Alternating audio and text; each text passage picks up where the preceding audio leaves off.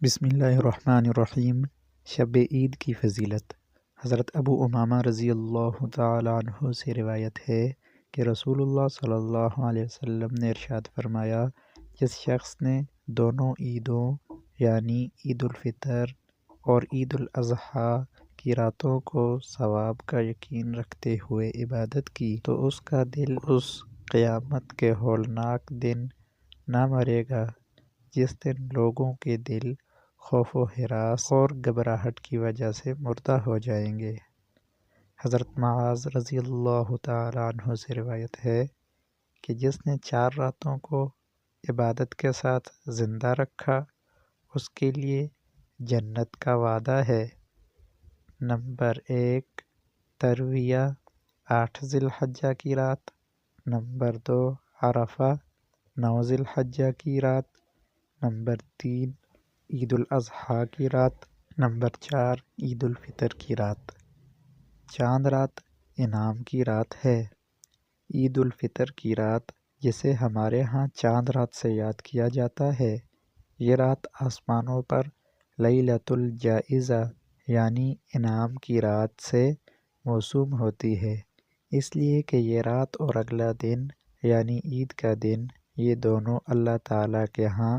ان مسلمانوں کی مزدوری اور انعام ملنے کے اوقات ہیں جنہوں نے رمضان المبارک کی مبارک ساعتوں میں اللہ کی خوشنودی والے اعمال کیے۔ اب سمجھداری کی بات تو یہ ہے کہ مزدور کو جب مزدوری ملنے کا وقت آ جائے تو وہ کوئی ایسا کام نہ کرے کہ جس سے وہ اپنے مالک سے مزدوری اور انعام حاصل کرنے کی بجائے اس کی ناراضگی کا مستحق بن جائے۔ اب ہم اپنے حالات کا جائزہ لیں کہ کہیں ہم تو اس ناسمجھی میں نہیں لگے ہوئے جو ہماری محرومی کا ذریعہ بن جائے۔ جتنی یہ قیمتی رات ہے اس کا تقاضا تو یہ ہے کہ رمضان المبارک کی طرح اس میں بھی خوب عبادت کا اہتمام کیا جائے، بلکہ اس سے بھی بڑھ کر کیا جائے کہ آخری رات ہے، اس کے بعد مقدس راتوں کا وہ تسلسل ٹوٹ جائے گا جو پہلے سے قائم تھا، اور یہ انعام ملنے کی رات ہے۔ لیکن ہوتا کیا ہے کہ جیسے ہی چاند کی خبر ملتی ہے، آتش بازی موسیقی سے اس کی خوشی کے اظہار کی ابتدا کی جاتی ہے، اور بازاروں، چوکوں اور چوراہوں کی رونقیں عروج پر ہوتی ہیں، اور مساجد کی رونقیں اسی رات سے ختم ہوتی نظر آ جاتی ہیں۔ عوام کا تو پوچھنا ہی کیا، بہت سے خواص دیندار قسم کے لوگ بھی نماز عشاء اور رات کی نفلی عبادت کو بازاروں میں خریداری اور دوست احباب کے ساتھ گپ شپ کی نظر کر دیتے ہیں، اور بعض حضرات رمضان کے تھکے ماندے اس رات میٹھی نیند سوتے ہیں، حالانکہ جب اللہ جل شانہ بندوں کو اس رات نوازنا چاہتے ہیں تو بندوں کو بھی اس رات کی بے حد قدر کرنی چاہیے۔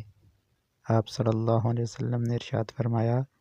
جو شخص ثواب کی نیت سے دونوں عیدوں کی راتوں میں جاگے اور عبادت میں مشغول رہے، اس کا دل اس دن نہ مرے گا جس دن سب کے دل مر جائیں گے، یعنی فتنہ فساد کے وقت جب لوگوں کے قلوب پر مردنی چھاتی ہے اس کا دل زندہ رہے گا۔ ممکن ہے کہ سور پھونکے جانے کا دن مراد ہو کہ اس کی روح بے ہوش نہ ہوگی، لہٰذا ہر مسلمان کو چاہیے کہ اس رات میں اللہ کی عبادت میں مشغول رہے، ذکر، تلاوت، تسبیحات اور استغفار کا اہتمام کرے، ہر قسم کے گناہوں سے بچنے کی کوشش کرے۔ اگر زیادہ عبادت کا موقع نہ ملے تو مغرب، عشاء اور فجر کی نماز اپنے وقت پر پڑھے اور درمیان میں کوئی گناہ نہ کرے۔ اللہ تعالی ہمیں ان سب باتوں پر عمل کرنے کی توفیق نصیب عطا فرمائے۔